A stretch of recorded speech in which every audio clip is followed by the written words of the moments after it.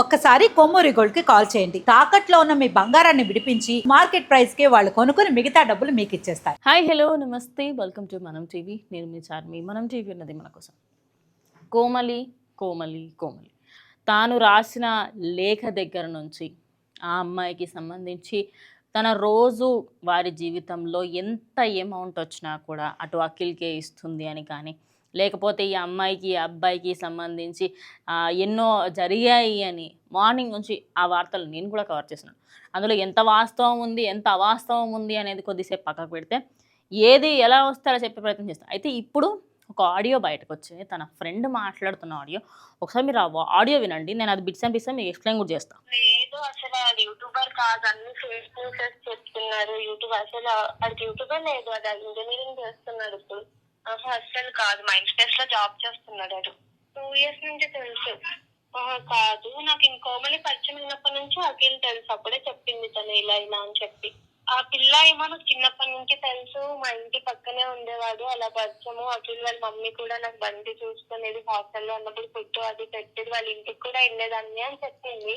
ఇంకోటి పిల్ల అఖిల్ కి మెసేజ్ చేసింది, వాళ్ళ అక్క చూసేసింది అని చెప్పి అఖిల్ అప్పుడు బ్లాక్ చేసేసాడు. ఇంకా తర్వాత నుంచి అఖిల్ వాళ్ళ అక్క చెప్పిందంట మాట్లాడకని చెప్పి. తర్వాత ఈ ఆడియో అప్రాక్సిమేట్లీ ఒక 5 minutes వరకు ఉంది. బట్ నేను మీకు కంప్లీట్గా ఎక్స్‌ప్లెయిన్ చేస్తాను. అసలు ఏం జరిగింది, అసలు కోమలికి అఖిల్కి ఏంటి అసలు సంబంధం. అయితే నిజానికి ఈ అఖిల్ రెడ్డి అనే వ్యక్తి మైండ్ స్పేస్లోని ఒక కంపెనీలో, సాఫ్ట్వేర్ కంపెనీలో ఐటీ ఉద్యోగిగా పనిచేస్తున్నాడు. అయితే అదే క్రమంలో తన డిఎమ్స్లోకి వెళ్ళాడు. ఇక్కడ వరకు స్టోరీ అంతా తెలుసు. అయితే ఈ అమ్మాయికి సంబంధించి ఈయన ఇన్ని రోజుల పాటు వీళ్ళిద్దరి మధ్యలో జరిగిన ఏ సంభాషణ కూడా ఆ అమ్మాయి ఎప్పుడూ కూడా నువ్వంటే నాకు చాలా ఇష్టం అంటూ కూడా తను ఎప్పుడూ కూడా ముందుకు వెళ్ళేది. కానీ ఈయన ప్రతిసారి తనని నువ్వు అసలు నా దగ్గరికి రాకు అని కానీ వెలివేసేవాడు. అదే కాకుండా తన ఫ్యామిలీలో ఇక ఆయన అఖిల్ రెడ్డి అవ్వడంతో ఆయనకి సంబంధించి వాళ్ళ ఫ్యామిలీ ఇంకా అప్పర్ క్యాస్ట్, లోవర్ క్యాస్ట్ అనేది కొంచెం క్యాస్ట్ పక్కటి వాళ్ళ ఫ్యామిలీ మెంబర్స్లో ఈ విషయం తెలిసినట్టే కొంచెం గొడవలు అయ్యాయి. ఇక దాని తర్వాత వీళ్ళిద్దరికి మాటలు లేవు. అయితే ఈ అమ్మాయి ఒక ఒక షీట్లో, ఒక పెద్ద బుక్లో ఆ బుక్స్ అన్నీ కూడా బయటకు తీస్తే ఆ బుక్స్లో day 1, day 2, day 3, day 10, day 30 I'm missing you so much, నువ్వంటే నాకు చాలా ఇష్టం, ప్లీజ్ నా దగ్గరికి రా అంటూ చెప్పుకొస్తుంది. అదే కాకుండా ఆ అమ్మాయికి సంబంధించి తన ఫ్రెండ్ వాయిస్ రికార్డ్ ఇందాక మీద ఆయన ఎవరైతే ఉన్నారో ఈ అమ్మాయి కోమలి అనే అమ్మాయి తనకి నెలలో కొన్ని లక్షలలో అమౌంట్ వచ్చేది, లేకపోతే వేలల్లో అమౌంట్ వచ్చేది అనుకుందాం. పోనీ 10,000 వచ్చినా కూడా ఈ అమ్మాయి దగ్గర నుంచి ఆ 10,000లలో ఈయన ఎంతో కొంత తీసుకునేవాడు.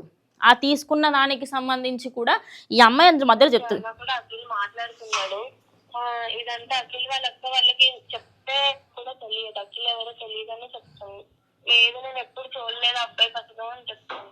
అన్ని ఫేక్ న్యూసెస్ వచ్చేస్తున్నాయి. ఆ పిల్ల ఏదో లెక్క ఇష్టం ఉంది కాబట్టి వచ్చాడు, దాన్ని వాడు ఆ రోజు రాకుంటే ఆ పిల్ల ఏదో మాకు దక్కేది, వాడే ఏదో చేస్తాడు. సో ఈ అమ్మాయి వాళ్ళ ఫ్రెండ్ ఎవరైతే ఆడియో బయటకు వచ్చిందో దానికి సంబంధించి ఆ అమ్మాయి ఎవరైతే ఉందో ఆయన అసలు ఇంటికి రాకపోయి ఉంటే, ఆ అమ్మాయితో కలవకపోయి ఉంటే ఈరోజు ఆ అమ్మాయి బ్రతికుండేది, ఈరోజు ఆ అమ్మాయి అందరిలో మధ్యలో ఉండేది అంటున్నారు. అయితే తన బెస్ట్ ఫ్రెండ్ అనమాట. ఎప్పుడూ కూడా కోమలికి సంబంధించి వాళ్ళ ఇంటి దగ్గరే, అంటే పక్కింట్లోనే ఉంటుందా, అయితే ఒక 3-4 days నుంచి అసలు ఎవరితోని కాంటాక్ట్ అవ్వడం లేదు, డోర్లు మూసేసుకొని తనంతటా తానే ఉంది. సూసైడ్ చేసుకునే ముందు రోజులో తల్లి ఫోన్ చేసి మాట్లాడుతుంటే నాకు అసలు బాగాలేదు, అంత నువ్వు మాట్లాడకు అని చెప్పేసి తల్లి ఫోన్ కూడా కట్ చేసి, ఇక తల్లి పిల్లల కోసం ఇంత కష్టపడుతుంటే అదే కాకుండా ఆయన తనకు తమ్ముడు కూడా ఉన్నాడు, తను ఎంతో కొంత ఫ్యామిలీకి సపోర్ట్ కూడా ఇస్తుందని కూడా తెలుస్తుంది. మరి అంత మంచిగా ఉన్న అమ్మాయి లైఫ్ని ఈ అబ్బాయి నాశనం చేశాడు.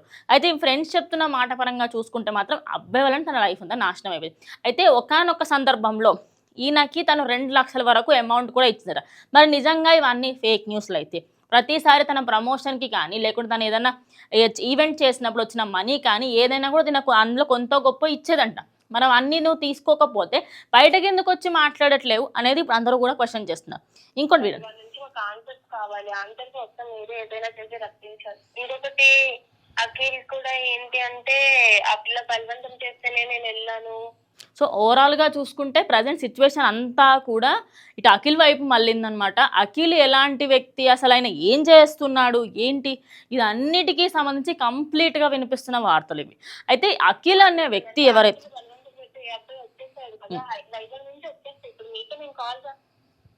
రిలేషన్ ఉన్నాడు, ఆమెది బెంగళూరు దివ్య అని చెప్పి ఆ అమ్మాయితో రిలేషన్ లో ఉన్నాడు. అమ్మాయితో రిలేషన్ లో ఉండంగానే కోమలితో మాట్లాడాడు. కోమలికి లాస్ట్ 7 months బ్యాక్ తెలిసింది. అప్పుడు ఆ పిల్ల సూసైడ్ చేసుకున్నారు. అది నేను మార్నింగ్ నుంచి ఆ అమ్మాయి ఒక 6 months బ్యాక్ సూసైడ్ చేసుకుంది అని చెప్పాను. అయితే అది చాలా మట్టుకి నేను అరే అప్పుడు చేసుకుంది కదా, అప్పుడు ఏం ఇష్యూ అయ్యి ఉంటుంది అనుకున్నా. ఎట్టకేలకు దానికి సంబంధించి ఒక నిజం బయటకు వచ్చింది. ఈ అబ్బాయి ఇంకో దివ్య అనే అమ్మాయితో ఆల్రెడీ రిలేషన్లో ఉండి కోమలి దగ్గరకు వచ్చి కోమలితోని మాట్లాడే ప్రయత్నం చేస్తూ కోమలిని ట్రాప్ చేశాడు. కాబట్టి కోమలి అరే నా మనోభావాలు దెబ్బతిన్నాయి, నన్ను నువ్వు మోసం చేశావు అనే ఏకైక రీజన్తోని ఆ అమ్మాయికి సంబంధించి ఈయనతోని దూరం ఉండాలి అని చెప్పి ఆ అమ్మాయి ఆయన దగ్గర నుంచి బయటకు వెళ్ళిపోయింది. అయితే అప్పుడు ప్రాణాపాయస్థితి నుంచి ఆ అమ్మాయి బయటపడింది కాబట్టి ఈరోజు బతికుంది. కానీ ఈ రోజు చూసుకుంటే ఎగ్జాక్ట్ 6 months తర్వాత మళ్ళీ అదే రిపీట్ అవుతుంది. మళ్ళీ ఈయన ఇప్పుడు ఏం చేశాడు అంటే ఒకానొక సందర్భంగా అక్రమ సంబంధం మెయింటైన్ చేశాడు. అంటే ఈయనకు ఆల్రెడీ ఒక అమ్మాయితో అఫేర్ ఉన్నప్పుడు ఆ అమ్మాయితో అఫేర్ ఉండగా నువ్వు కోమలి దగ్గరికి ఎందుకు వచ్చినావు అనే దానికి సంబంధించి ఇప్పుడు కంప్లీట్గా దివ్య అనే అమ్మాయితో మార్నింగ్ టు ఈవినింగ్ మాట్లాడేవాట. ఆ మాట్లాడుతున్న విషయం తెలిసింది కాబట్టే ఆమెకి తెలియడంతో కోమలి కోసం అని చెప్పేసి నేను నీతోనే ఉంటా అనుకుంటూ మాట్లాడేవాట. మరి నీకు ఆల్రెడీ ఉన్నప్పుడు ఇంకొక అమ్మాయి దగ్గరికి ఎందుకు వచ్చినావు? సిగ్గులేదా? కొంచెమన్నా మానవత్వం లేదా మీకు?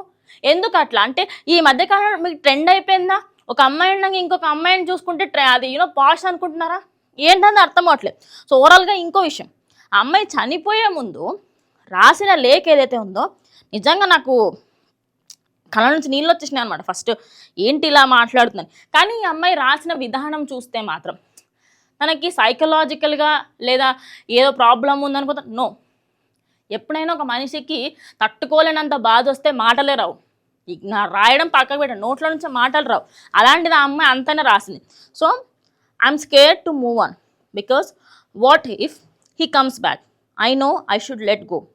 I know he's not mind. I know he is not even trying to stay, but a small part of my life still waits, still hopes, still imagines him choosing me and one or the other day. దీని తర్వాత ఇంకొంచెం చెప్తా. నేను ఆయన నుంచి దూరం అవ్వడానికి భయపడుతున్నాను. నాకు వెళ్ళాలని లేదు, కానీ నేను వెళ్ళాలి. ఎందుకంటే ఆయన నా వాడు కాదని నాకు తెలుసు. తెలిసిన తర్వాత నేను ఉండడం కరెక్ట్, కానీ ఏదో ఒక రోజు నా దగ్గరకు వస్తాడు, నా దగ్గర నాతో ఉంటాడు అనే నమ్మకం అనే భరోసా నాకు ఉంది అని నేను దానికోసం వెయిట్ చేస్తాను అని చెప్తుంది. కానీ and that's why I'm moving on.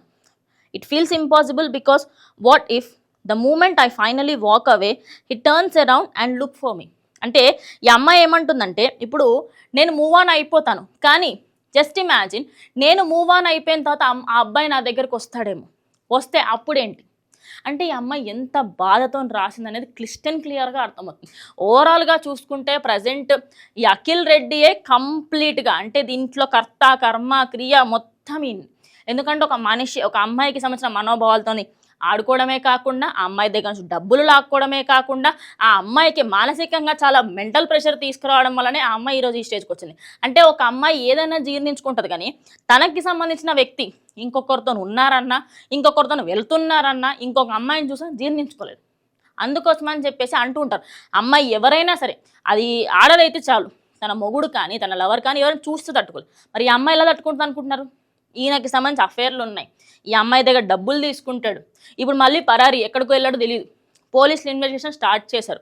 ఇక వీళ్ళ ఫ్రెండ్స్ అందరూ కూడా మాట్లాడుతున్న మాటలకు సంబంధించి కంప్లీట్గా చూసుకుంటే ఓవరాల్గా ఈ అమ్మాయిది ఎక్కడా కూడా తప్పు లేదు, ఉండదు కూడా.